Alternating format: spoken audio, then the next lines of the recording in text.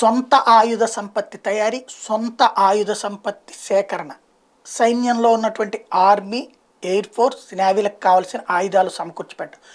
1985 వరకు ఉన్నటువంటిది. 85 తర్వాత చూస్తే రక్షణ రంగం మీద మనం పెద్దగా దృష్టి సారించలేదు.